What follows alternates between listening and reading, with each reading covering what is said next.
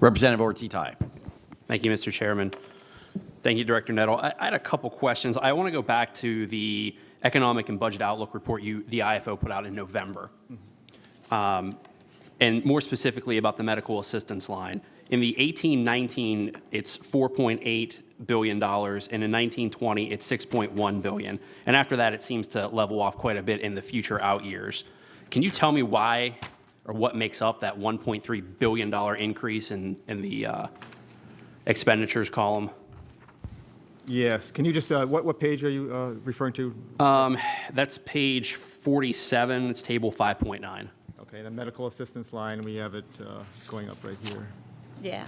From here to So in 1920, I think the large increase in the DHS projected expenditures were related to the use of one-time measures in 18-19. So there was the gross receipts tax at $351 million. There was the MSA settlement at $344 million, I believe, and some other various one-time measures that were included in the 18-19. Does any of that take into account the federal reimbursement rate dropping from 95 to 90% for the Medicaid expansion? It would include that as well. Okay, so even though this budget year would be 19-20, it would be half of 20. How much of that drop in the 5%, well, essentially doubling and losing the reimbursement rate, is that going to cost the state?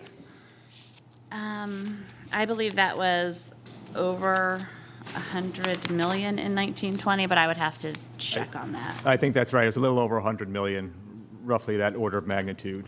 So from last year to this year, it'd be about 100 million. Correct. Okay, and then in following years, I think that rate continues to drop in out years. Is that in your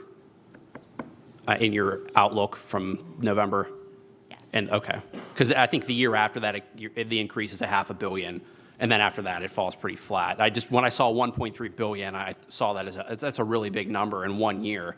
And I guess one other question is, with that in your outlook, is that $1.3 billion increase reflected in the governor's proposal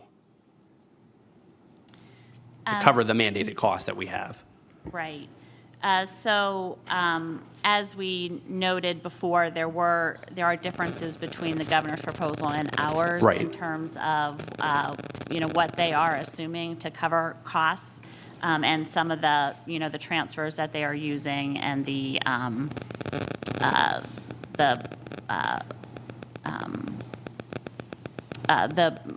one-time mechanisms that they may have available, the use of prior year funds. So they are covering the costs in a different way. Okay, so it does cover the mandated cost that we need to take from last year to this year, correct? That's what you're saying? Yes. Okay.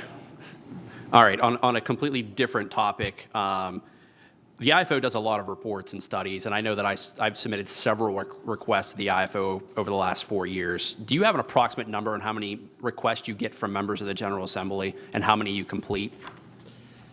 So on page 2 of your packet, you can just see a synopsis of the reports that we put out in the prior year.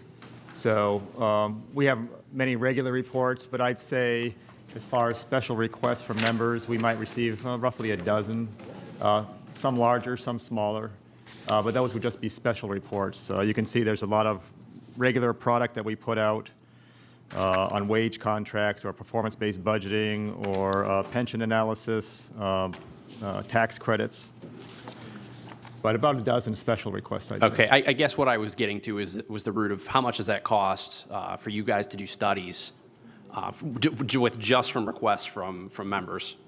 I would say I would put the marginal cost at roughly zero. I mean, we don't undertake the requests unless we have the staff time to fulfill them. So it's not detracting away from our other work.